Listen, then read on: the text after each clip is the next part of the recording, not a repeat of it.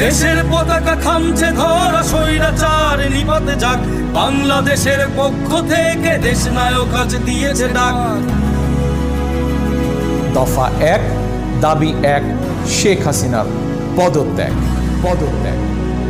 হো হো হো হো হো হো।